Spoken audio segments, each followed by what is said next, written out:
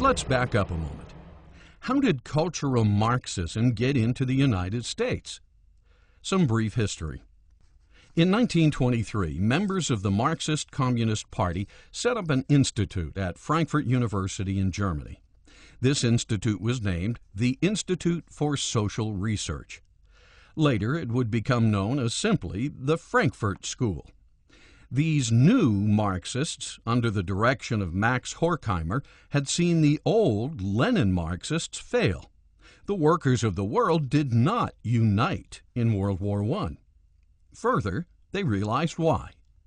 Antonio Gramsci, the disciple who wrote the prison notebooks, had it right.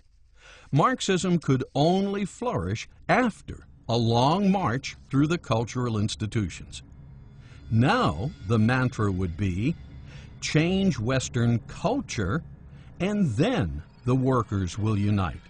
After Marx, there were a group of Marxists who wisely decided that you could bring this collectivist society to a nation through culture as well, by introducing certain values and concepts that would break down the family, for example. If you could somehow break down the family unit so that it was no longer self-sustaining and no longer valued in a society, then that would leave individual members who formerly could turn to the family for support in times of need.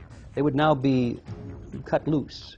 They would be without a place to go in times of need, so now they have to turn to the government.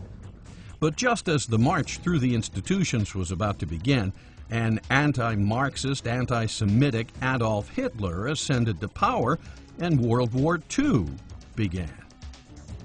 Since the leading lights of the Frankfurt School were Marxist, the school packed up its ideology and fled to America, settling down in New York City with the support of Columbia University. But what exactly is the march, and who was marching? What values has the long march through the institutions rolled over?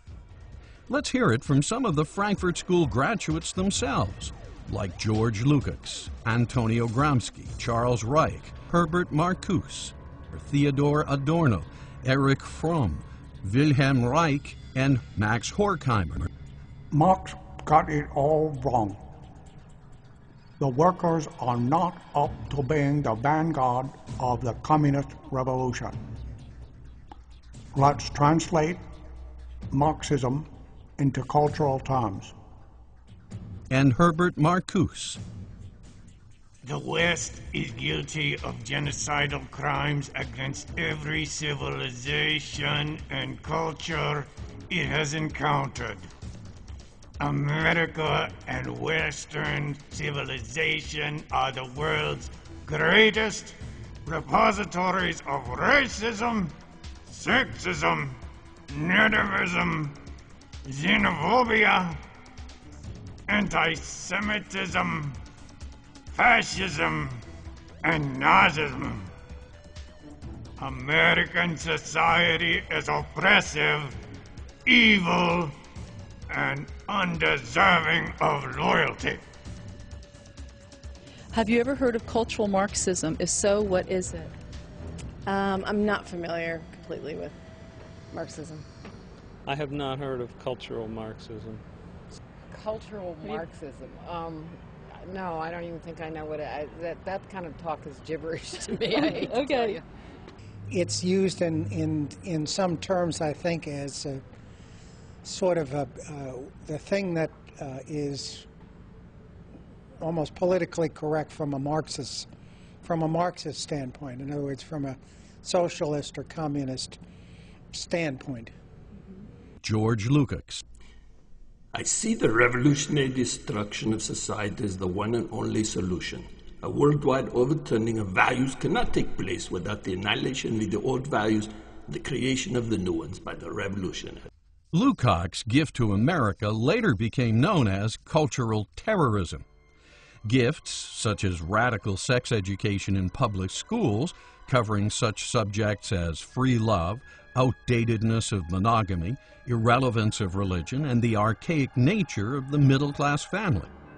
Women were called upon to rebel against the sexual mores of the day, such being the core values of Christianity and Western culture. His ideas later became the basis for the sexual revolution, embraced by a generation of drug-challenged baby boomers. When you hear people say, as I did on the campaigns, Pat, what happened to the country we grew up in? Physically, it's the same country, but they're right. We're in another country now. And this is why I think the cultural Marxists have prevailed and are prevailing. They have captured the young. What was the saying in the Abbie Hoffman? We're going to capture your children. In a lot of ways, they did. Although Gramsci died in 1937, his prison notebooks lived on as the blueprints to de-Christianize the West. The civilized world has been thoroughly saturated with Christianity for 2,000 years. Any country grounded in Judeo-Christian values cannot, therefore, be overthrown until those roots are cut. But to cut the roots, to change culture, a long march through the institutions is necessary. Only then will power fall into our laps like ripened fruit. And the new generation of freedom-loving, authority-challenged baby boomers were quite willing to accept the bait and take a toke. Turn on, tune in, drop out. Yes, our prison planner, Antonio Gramsci, had quite a dream. The only way a Marxist revolution could be successful was if the heat shield of capitalism, Christianity, were first destroyed. Charles Reich. There is a revolution coming. It will not be like revolutions of the past. It will originate with the individual, with culture, and it will change the political structure only as its final act. Reich thus helped shape the minds of the American 60s youth with his runaway best-selling book, The Greening of America. Gramsci and Marx were now reaching their target audience, and the long march was in progress. In the 1960s, the church pulled back from the culture. You had the first Sex and Satanism film. You had the first X-rated film where the pastor takes the boy up to his room in Broadway to get on his knees but not to pray. You had all of the perversion. You went from 100% broad audience films that anybody could see to 82% R-rated movies, which were restricted. You had a tremendous loss of viewership at the movie theaters. Even though television had been around for 20 years, you went from 44 million weekly attendance to 17 million weekly attendance. And so basically what happened, the church gave up in the mid-60s. It gave up on prayer in schools.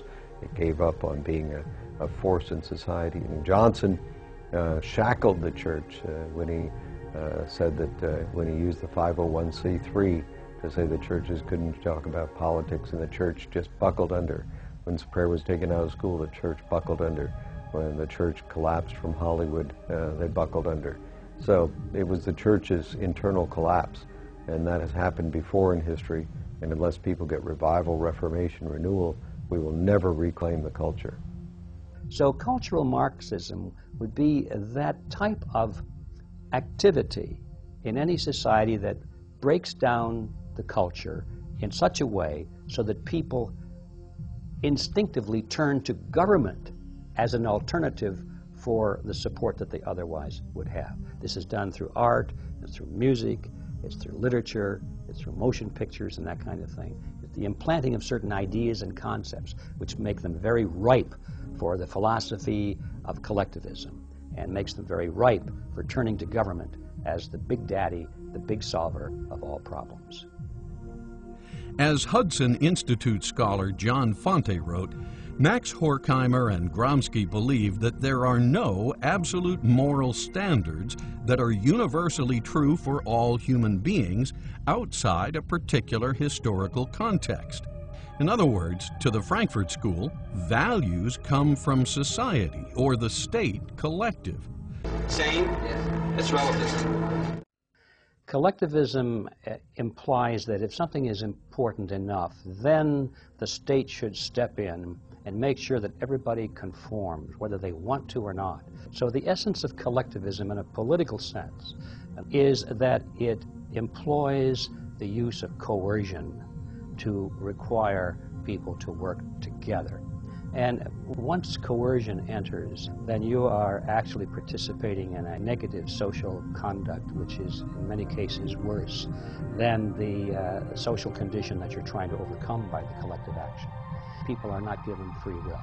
They're required to do this and that because the majority has decided this is for the greater good of the greater number and so forth. Whereas individualism works toward the same goals, but they do so in the environment of freedom. So it's the difference between freedom and coercion.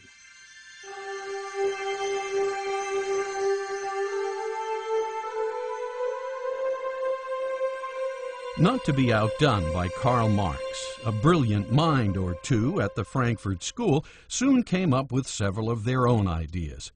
The foremost known as